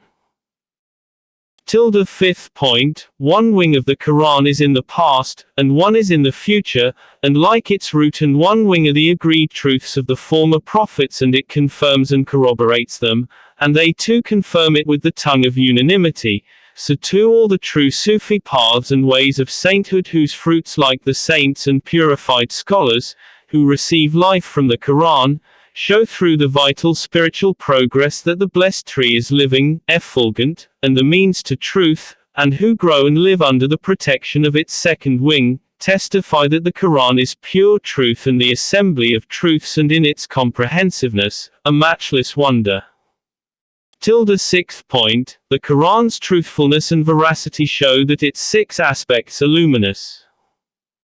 Indeed, the pillars of argument and proof beneath it, the flashes of the stamp of miraculousness above it, the gifts of happiness in this world and the next before it, its goal, the truths of heavenly revelation, the point of support behind it, the assent and evidence of innumerable upright minds to its right, and the true tranquility, sincere attraction, and submission of sound hearts and clean consciences on its left, all prove that the Quran is a wondrous, firm, unassailable citadel of both the heavens and the earth.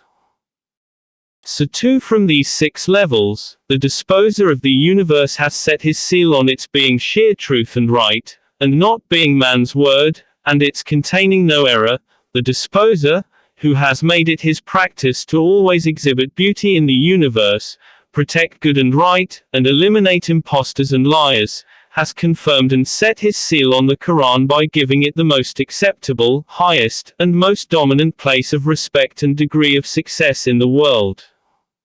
And so too the one who is the source of Islam and interpreter of the Quran, his believing in it and holding it in greater respect than everyone else, and being in a sleep-like state when it was revealed.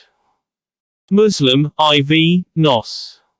1816, 1817, Al-Hakim, Al-Mustadrak, E. 392, Tabrizi, Mishkat al-Masahi, No.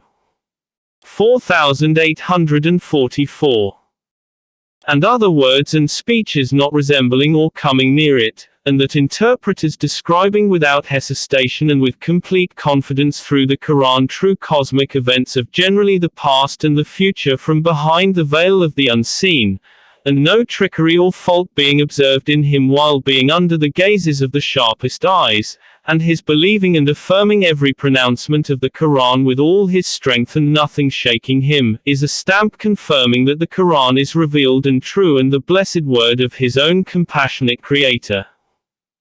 Also a fifth of mankind, indeed the greater part of it, being drawn to the Quran and bound to it in religion and giving ear to it eagerly desirous of the truth, and according to the testimony of many indications and events and illuminations, the jinn, angels, and spirit beings also gathering around it in truth-worshipping fashion like moths whenever it is recited.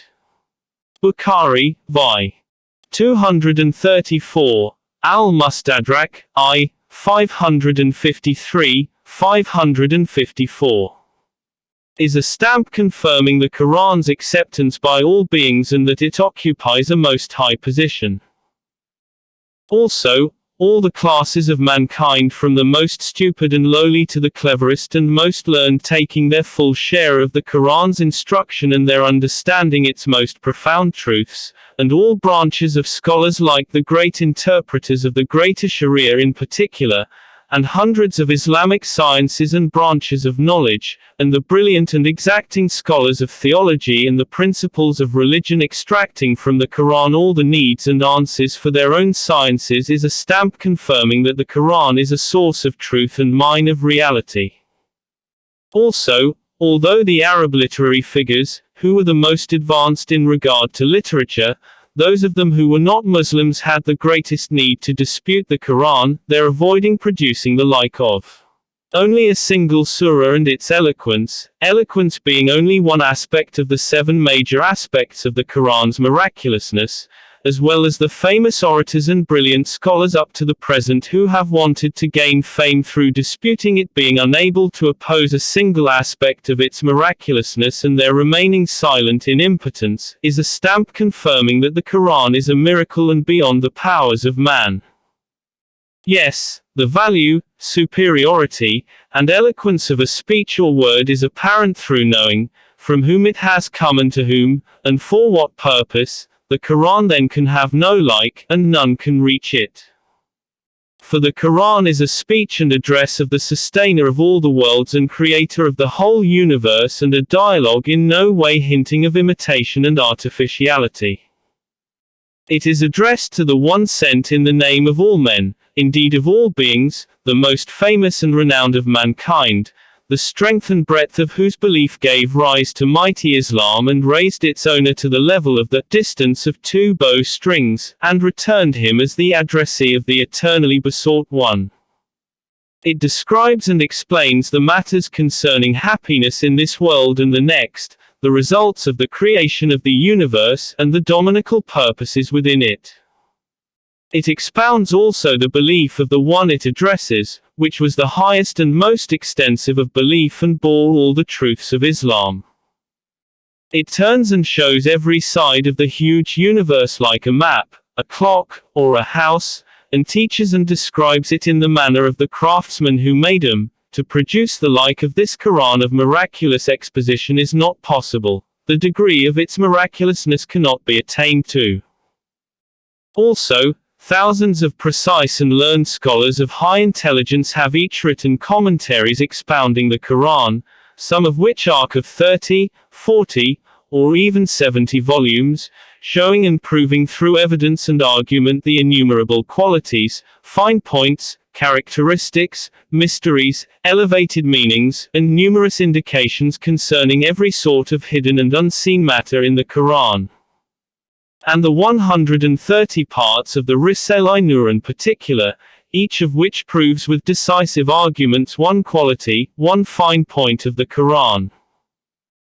Each part of it, like the miraculousness of the Quran, and the second station of the 20th word, which deduces many things from the Quran concerning the wonders of civilization like the railway and the aeroplane, and the first ray, called signs of the Quran, which makes known the indications of verses alluding to the Risale-i Nur and electricity, and the 8 short treatises called the 8 symbols, which show how well ordered, full of meaning, and mysterious are the words of the Quran, and the small treatise proving in 5 aspects the miraculousness of the verses at the end of Surah Al-Fath in regard to the giving news of the unseen. Each part of the Risale-i Nur shows one truth, one light of the Quran. All this forms a stamp confirming that the Quran has no like, is a miracle and a marvel, and that it is the tongue of the world of the unseen in the manifest world and the word of one all-knowing of the unseen. Thus, due to these qualities and characteristics of the Quran indicated above in 6 points, 6 aspects, and 6 levels, its sublime, luminous sovereignty and sacred, mighty rule has continued with perfect splendor, illuminating the faces of the centuries and the face of the earth for 1,300 years. And also on account of these qualities of the Quran, each of its letters has gained the sacred distinction of yielding at least 10 rewards, 10 merits, and 10 eternal fruits, and the letters of certain verses and surahs yielding 100 or 1,000 fruits, or even more, and at blessed times the light, reward, and value of each letter rising from 10 to hundreds. The traveler through the world understood this and said to his heart, the Quran, which is thus miraculous in every respect, through the consensus of its surahs, the agreement of its verses, the accord of its lights and mysteries, and the concurrence of its fruits and works, so testifies with its evidences in the form of proofs to the existence, unity, attributes, and names of a single necessarily existent one, that it is from its testimony that the endless testimony of all the believers has issued forth. Thus, in brief allusion to the instruction in belief and divine unity that the traveler received from the Quran, it was said in the 17th degree of the first station,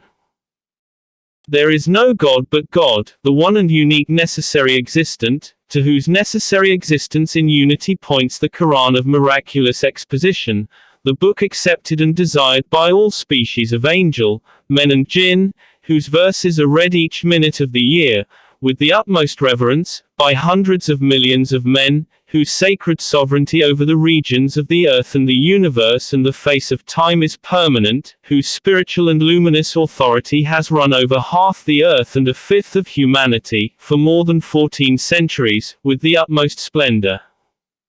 Testimony and proof is also given by the unanimity of its sacred and heavenly surahs, the agreement of its luminous, divine verses, the congruence of its mysteries and lights, the correspondence of its fruits and effects, by witnessing and clear vision. Our traveler, our voyager through life, knew now that faith is the most precious capital man can have, for it bestows on indigent man not some transient and ephemeral field or dwelling, but a palace, indeed an eternal kingdom as vast as the whole cosmos or the world itself. Faith also bestows on ephemeral man all he will need for life eternal, delivers from eternal annihilation wretched man who waits on the gallows for the arrival of fate, and opens to man an eternal treasury of everlasting felicity. The traveler then said to himself, onward. In order to gain a further degree from among the infinite degrees of faith, let us refer to the totality of the cosmos, and listen to what it says. We will then be able to perfect and illumine the lessons we have received from its components and parts. Looking through the broad and comprehensive telescope he had taken from the Quran, he saw the cosmos to be so meaningful and well-ordered that it took on the shape of an embodied book of the Glorious One, an incarnate dominical Quran, a finely adorned palace of the eternally besought One, an orderly city of the Most Merciful. All the surahs, verses, and words of that book of the universe, even its very letters, chapters, divisions, pages, and lines, through the constant meaningful effacement and reaffirmation, their wise changes and alternations, gave unanimous expression to the existence and presence of one who has knowledge of all things and power over all things as the author of the book, of a glorious inscriber and a perfect scribe, seeing all things in all things and knowing the relationship of all things with all things. So too all the species and particles of the cosmos, all its inhabitants and contents, all that enters it and leaves it, all the providential changes and the wise processes of rejuvenation that occur in it, these proclaim in unison the existence and unity of an exalted craftsman, a peerless maker who sets to work with limitless power and infinite wisdom. The testimony of two great and vast truths, of a piece with the immensity of the cosmos, affirms this supreme witness of the cosmos. First truth. These are the truths of createdness and contingency established with countless proofs by the gifted scholars of the principles of religion and the science of theology, as well as the sages of Islam. They said that since change and mutation are to be observed in the world and all things, the world must be ephemeral and created, it cannot be uncreated. If it is created, then there must be a maker who created it. And if there is no cause to be found in the essence of a thing either for its being or for its non-being, so that these two are equally possible, that thing cannot be necessary and eternal. It has further been proven with decisive arguments that it is not possible for things to create each other, since that would involve the absurd and false notion of causality and never-ending causal sequences. Hence the existence of a necessary existence becomes necessary, whose like cannot exist, whose similitude is impossible, all other than whom is contingent and created by him. Yes, the truth of createdness has permeated the whole of the cosmos, and many instances of it are visible to the eye, the rest can be seen only by the intellect. For in front of our eyes a whole world dies every autumn, and together with it die hundreds of thousands of different kinds of plants and small animals, each member of each species being like a small cosmos unto himself. It is, however, so orderly and disciplined a death that all things leave behind in their places seeds and eggs that in the spring shall be the means of resurrection and rebirth, miracles of mercy and wisdom, miracles of power and knowledge. They hand to the seeds and eggs their book of deeds and plan of action, entrusting them to the wisdom of the glorious preserver and under his protection, and only then do they die. In spring, the dead trees, roots and animals come to life again exactly as they were, thus providing hundreds of thousands of examples, specimens and proofs of the supreme resurrection. In the place of others, plants and animals resembling them exactly are brought into being and life, thus publishing the pages of the beings of the preceding spring, together with the deeds and functions, just like an advertisement. Thus they demonstrate one meaning of the verse. When the pages are spread out. Quran 81:10. Then also, with respect to the whole, each autumn a great world dies, and each spring a fresh world comes into being. That death and creation proceed in so orderly a manner, and so many separate deaths and creations occur within them, in such orderly and regular fashion, that it is as if the world were a traveler's lodge where animate beings reside for a time, where traveling worlds and migrant realms come, fulfill their duties, and then go on their way. So there is apparent to all intellects, with the clarity of the sun, the necessary existence, infinite power and unending wisdom of a glorious being who creates and brings into being in this world vital realms and purposive universes, with perfect wisdom, knowledge, and equilibrium, with balance, order and regularity, and who then employs them for dominical purposes, divine aims and merciful goals, with full power and compassion. We leave to the Risale-i Nur and the books of the theologians the further discussion of matters related to createdness. As for contingence, it prevails over and surrounds all of the cosmos. For we see that all things, universal or particular, big or small, from God's throne down to the ground, from the atom to the planet, all are sent to the world with a particular essence, a specific form, a distinct identity, particular attributes, wise qualities, and beneficial organs. Now to bestow on that particular essence and quiddity its peculiarities, from amongst the infinite possibilities available, to clothe it in its specific, distinctive and appropriate form, from among the possibilities and probabilities that are as numerous as the forms that may be conceived,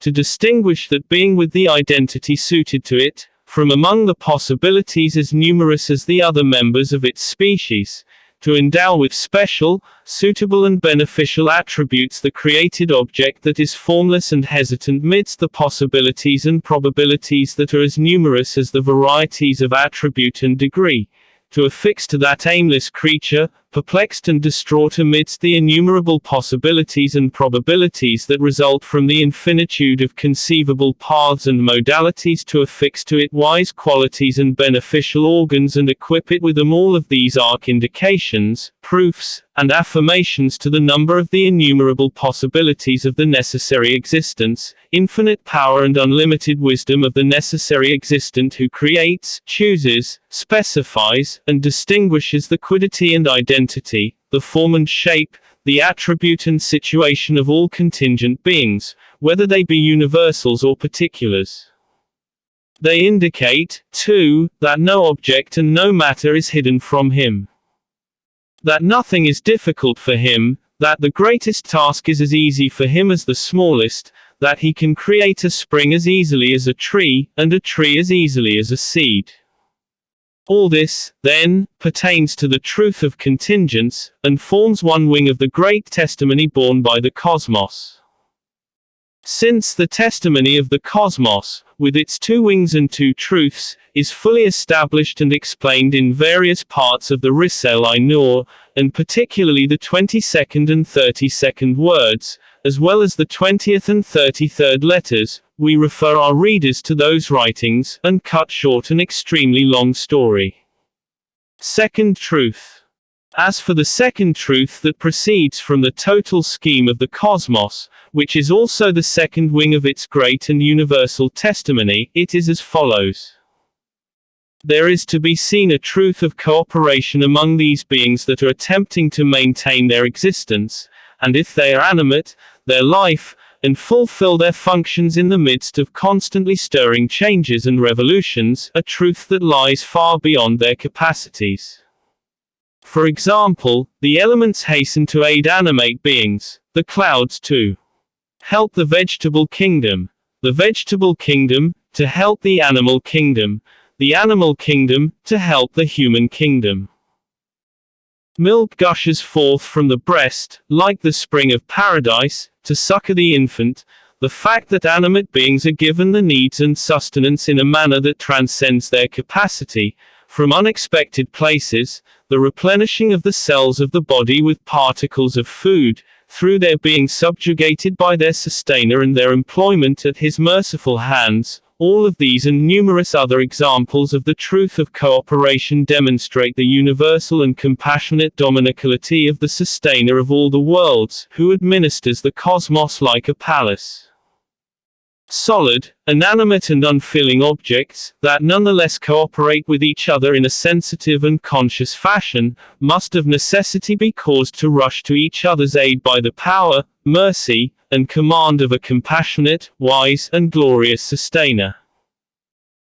The universal cooperation visible throughout the cosmos, the comprehensive equilibrium and all-embracing preservation prevailing with the utmost regularity in all things, from the planets to the members, limbs and bodily particles of animate beings, the adorning whose pen ranges over the gilded face of the heavens, the decorated face of the earth, and the delicate faces of flowers, the ordering that prevails over all things, from the Milky Way and solar system down to fruits such as corn and pomegranates, the assigning of duties to all things, from the sun and the moon, the elements and the clouds, down to honeybees, all of these great truths offer a testimony of proportionate greatness, and their testimony forms the second wing of the testimony offered by the cosmos. Since the Risale-i Nur established and clarified this great testimony, we will content ourselves here with this brief indication. In brief allusion to the lesson of faith learned by our traveler from the cosmos, we said in the 18th degree of the first station, there is no God but God. The necessary existent, the like of whom cannot exist, other than whom all things are contingent, the one, the unique, to the necessity of whose existence in unity points the cosmos, the great book incarnate, the supreme Quran personified, the ornate and orderly palace, the splendid and well-arranged city, with all of its surahs, verses, letters, chapters, parts, pages, and lines, with the agreement of its fundaments, species, parts and particles, its inhabitants and contents, what enters it and what leaves it, with the testimony of the sublimity of the comprehensiveness of the truth of createdness, change and contingency, with the consensus of all scholars of the science of theology, with the testimony of the truth of the changing of its form and its contents, with wisdom and regularity, and the renewal of its letters and words with discipline and equilibrium, and with the testimony of the sublimity of the comprehensiveness of the truth of cooperation, mutual response and solidarity, reciprocal care, balance and preservation, among all its beings, as is to be clearly observed. Then the ardent and inquisitive traveler, who was seeking the Creator of the world, had advanced by gaining knowledge of God indirectly through 18 degrees and approached, at the end of an ascension in belief to the throne of truth, a station where in the presence of God, he addressed him directly. He said to his own spirit, in the noble opening surah of the Quran, the verses that extend from the beginning to the word Iyaku alone are like a form of praise and encomium uttered indirectly, but the word Iyaku signifies a coming into his presence and addressing him directly. So too we should abandon this indirect seeking and ask for the object of search from the object of our search. For one must ask the sun, that shows all things, concerning the sun, since that which shows all things will show itself even more clearly. Just as we perceive and know the sun by its rays, so too we can strive to know our Creator, in accordance with our capacities, through His most beautiful names and sacred attributes. We will set forth here, with the utmost brevity and concision, two of the countless paths that lead to this goal, two of the infinite degrees of those two paths, and two of the abundant truths and details of those two degrees. The first truth, there appears visible to our eye a comprehensive, permanent, orderly and awesome truth, one that changes, transforms, and renews all beings in heaven and on earth, with imperious and incessant activity. Within the truth of that in every way wise activity, there is immediately perceived the truth of the manifestation of dominicality, and in turn, within the truth of that in every way merciful manifestation of dominicality, is recognizable the truth of the epiphany of divinity. From this continuous, wise and imperious activity, the deeds of an all-powerful and all-knowing doer can be discerned, as if from behind a veil. And from behind the veil of these nurturing and administering deeds of dominicality, the divine names, manifest in all things, can be immediately perceived. Then behind the veil of the beautiful names, manifest with glory and beauty, can be deduced the existence and reality of the seven sacred attributes, according to the testimony of all creation, in a life-giving, powerful, knowledgeable, all-hearing, all-seeing, volitional and speech-endowed form, there appears to the eye of faith in the heart, self-evidently, necessarily, and with full certainty, the existence of a necessary existent that is described by these attributes, a single one of unity known by these names, a peerless and eternal doer, in a form more evidential and brilliant than the sun.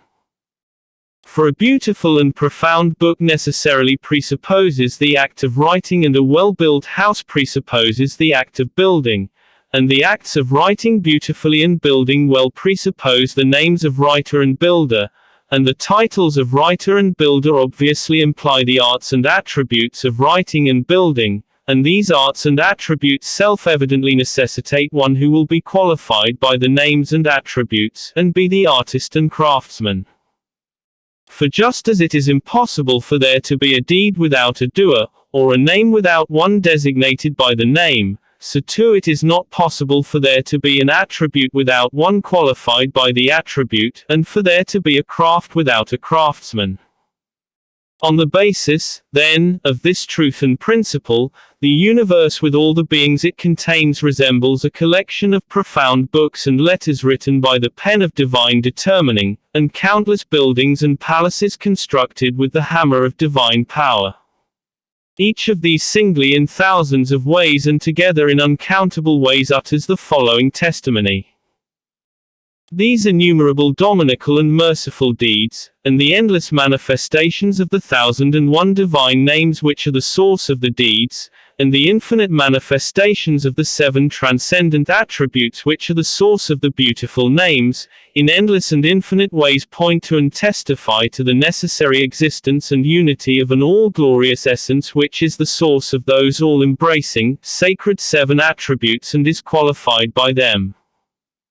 And so too all the instances of beauty, loveliness, perfection, and exquisiteness found in those beings self-evidently testify altogether to the sacred beauties and perfections of the dominical deeds, and the divine names, and attributes, and qualities, which are fitting and worthy of them, and to the sacred beauty of the most pure and holy essence.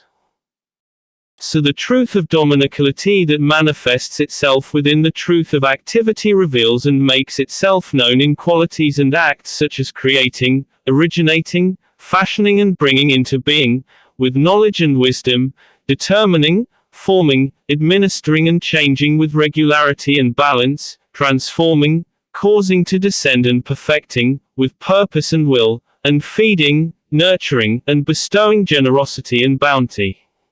with tenderness and mercy. And within the truth of the manifestation of dominicality, the truth of the immediately perceived revelation of divinity makes itself known and recognized through the compassionate and munificent manifestations of the beautiful names and through the glorious and beauteous manifestations of the 7 affirmative attributes: life, knowledge, power, will, hearing, sight, and speech. Just as the attribute of speech makes the most sacred essence known through revelation and inspiration, so too the attribute of power makes the essence known through its skilled works and effects, each of which is like a word assuming external shape.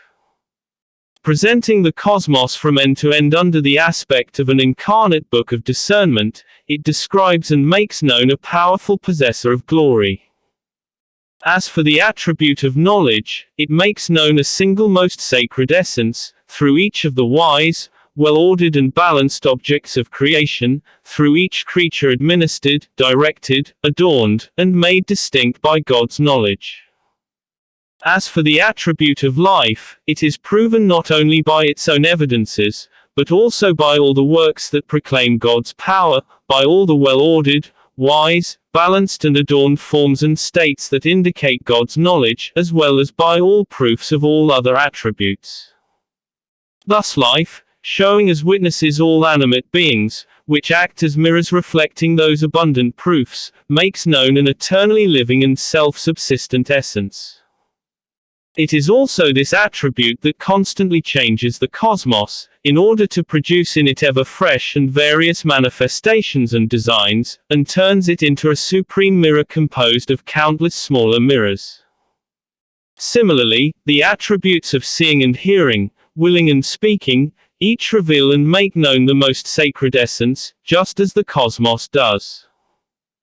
Then, too, just as the attributes point to the existence of the possessor of glory, they also indicate in most manifest fashion the existence and reality of life, and the livingness and permanence of that essence. For knowing is a sign of life, hearing is an indication of life, seeing belongs only to the living, will takes place only with life. Purposive power is found only in living beings, and speech is a task for those endowed with knowledge and life. It follows from the foregoing that the attribute of life has proofs 7 times as numerous as the cosmos, and evidences that proclaim its existence and the existence of the one whom it qualifies. Thus it comes to be the foundation and source of the attributes, the origin and support of the supreme name. Since the Risale-i Nur establishes this first truth with powerful proofs and clarifies it, we will content ourselves now with a drop from this ocean. The second truth, divine discourse, which proceeds from the attribute of speech. With a sea to become ink for the words of my sustainer. Quran 18:109. According to the inner sense of this verse, divine discourse is infinite. The clearest sign demonstrating the existence of a being is his speech. This truth, therefore, constitutes an infinite testimony to the existence and unity of the pre-eternal speaker. Since two powerful evidences of this truth are revelation and inspiration, set forth in the 14th and 15th degrees of this treatise, another broad proof is provided by sacred and heavenly books, as indicated in the 10th degree, and a further most brilliant and comprehensive proof is furnished by the Quran of miraculous exposition, as discussed in the 17th degree. For all these reasons we refer our readers to those degrees for the exposition and affirmation of this truth. Enough for us and for our traveler, who was unable to proceed beyond this point, are the lights and mysteries contained in the sublime verse that proclaims this truth in miraculous fashion and adds its own testimony to all of the preceding ones. God bears witness that there is no God but He. As do the angels and the possessors of knowledge, steadfast in equity, there is no God but He. The mighty, the wise. Quran 3:18. In allusion to the core of the lesson learned by our traveler at this sacred station, we said, in the 19th degree of the first station, there is no God but God, the necessary existent, the one, the unique. His are the beautiful names, His are the supreme attributes, and His is the most sublime similitude. To His necessary existence in unity points the necessarily existent essence, with the consensus of all its sacred and comprehensive attributes and all of its beautiful names, manifested according to the consensus of His dominant qualities and deeds. By the testimony of the sublimity of the truth of the self-revelation of divinity in the manifestation of dominicality. In the permanence of imperious activity through the act of bringing into being, creating, making and originating, in will and in power, and through the act of determining, forming and regulating, in choice and in wisdom, through the act of expending, preserving, ordering, administering, and nurturing in purposiveness and mercy, in complete order and equilibrium, as too by the testimony of the sublimity of the comprehensiveness of the truth of the mysteries of the verse. God bears witness that there is no God but He. As do the angels and the possessors of knowledge, steadfast in equity, there is no God but He. The mighty, the wise.